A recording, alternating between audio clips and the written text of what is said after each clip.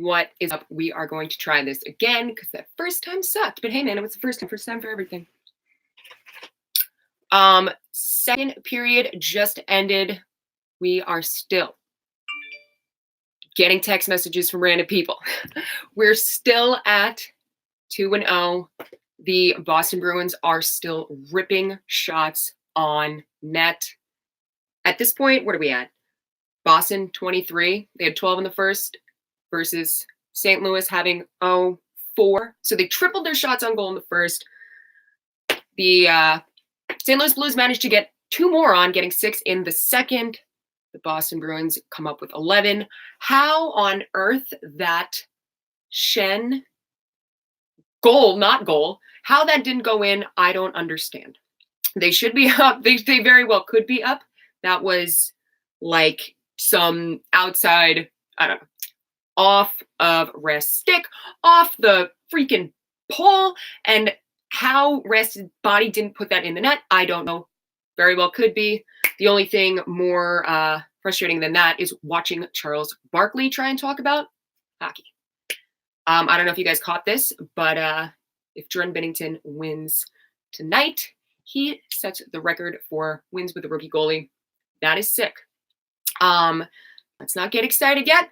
This has happened before where the Boston Bruins managed to figure it out much later in the game. A lot of times, especially in this series, we have not seen the Bruins, especially that front line, show up for, I don't know, until the third period. Tuukka's had to put them on his back.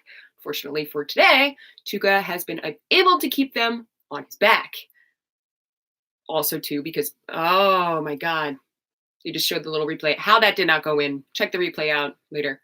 But Tuukka, like I said this in videos before, you cannot put that amount on the goalie and expect him to be able to go all day. He's an incredible goalie, but his save percentage has gone down as they went to the series. And the shots that Boston are taking on net, yeah, there have been a few incredible saves. Binnington is on fire, but I know, I see you, Bill, sorry. The shots that Boston, they are getting off, they don't seem like they're confident in the shots that they are taking. Kind of seems like they're rushing the shots, trying to quickly get them off. And that isn't a shot on net. It's one thing, but a very effective shot on net is another thing. You can whip pucks at the net all day long, but unless you are doing it in a way that is effective and in a way that is not just this rushed quick thing, it ain't going in. So, of course, yes, we got Schenn with that. Don't know how that happened. Our goals up to this point, Ryan O'Reilly, 5-hole on Tuukka Rask. That was a great goal. You can have some of this. You can have 6 wines. I think that's like 12 beers. Again, if you guys weren't here for the first round, which was just the trial, try it before you buy it. HotBox Hockey. I don't know if anybody here is actually from St. Louis. They are awesome. It's my buddy's company. And August 4th, they are having an original sauce hockey tournament. So, the original hockey sauce. It's going to be, you got to be 21 to go. Sorry, Sharon. And booze, music, the whole deal. You get drunk.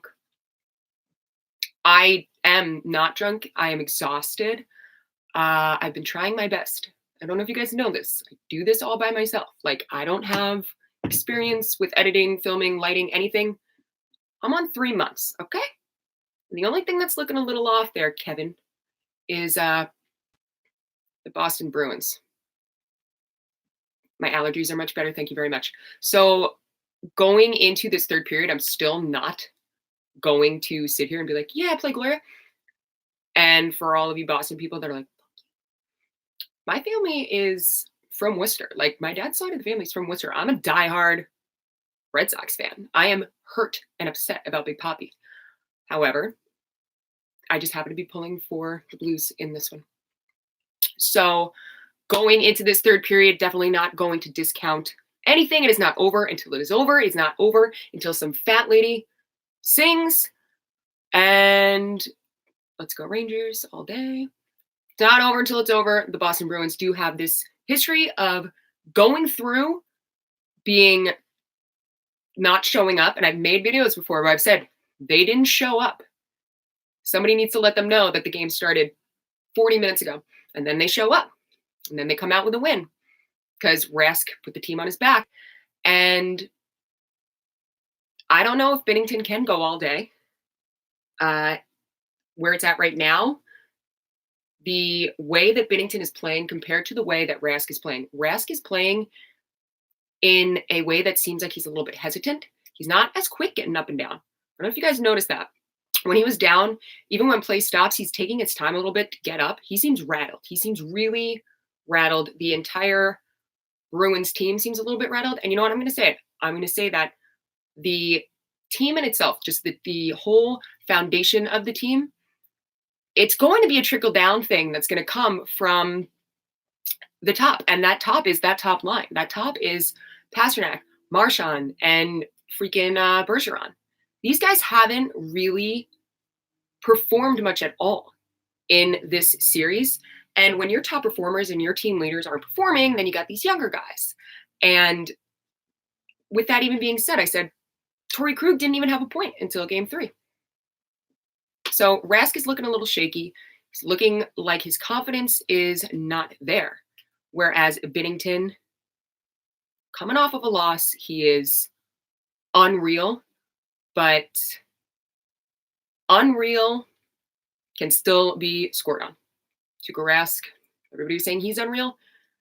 So I don't think there is a way that that they can both lose. I do think that the Conn Smythe Award should go to, yes, Pat Maroon's son.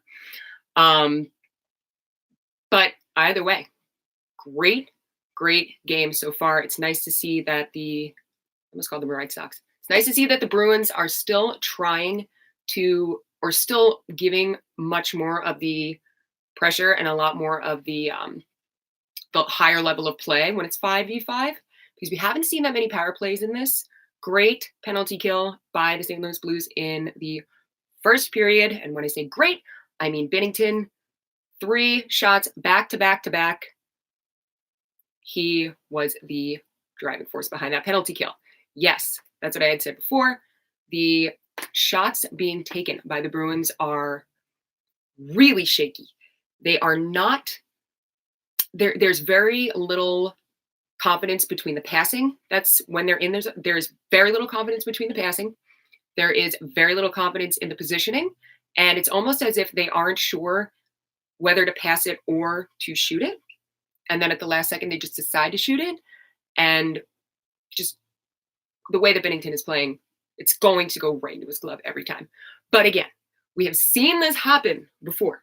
We have seen this happen when the Boston Bruins show up late and they come back and win it.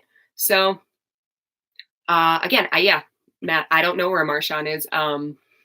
Maybe it's karma. No, Marchand, hate him all the time.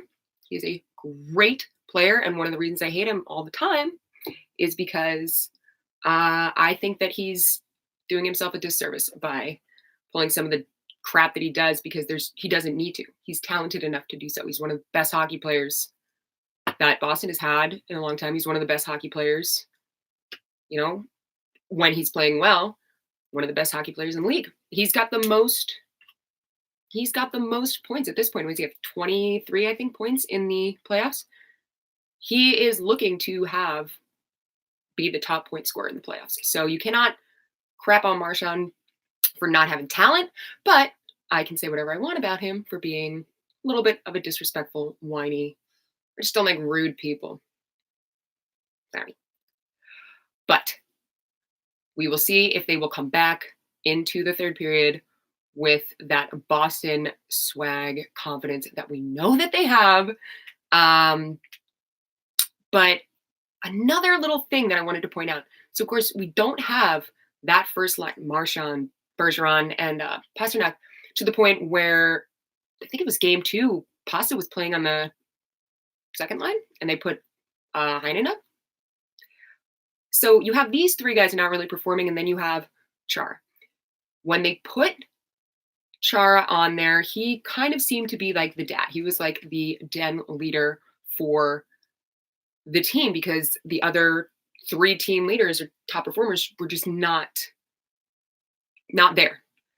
When Chara got injured, the fact that he needed to be there as far as confidence goes, he's on the bench just to give a little bit of a morale boost. That's one thing.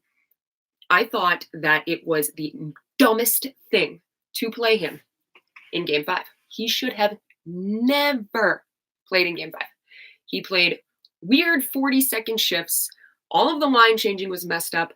The ice time was messed up for the other guys. He didn't do a goddamn thing on the ice. He really didn't contribute anything.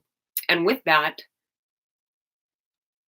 the weaknesses that he already has, like being slower. I'm a tall person. I'm 5'11". I know that I'm not particularly fast.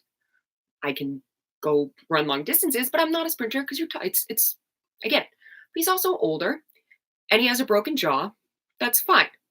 Yes, I get it. He is the captain though, but is having the captain out there for leadership purposes worth putting the rest of the team in a position where they are going to be affected by things such as your shifts are going to be shorter.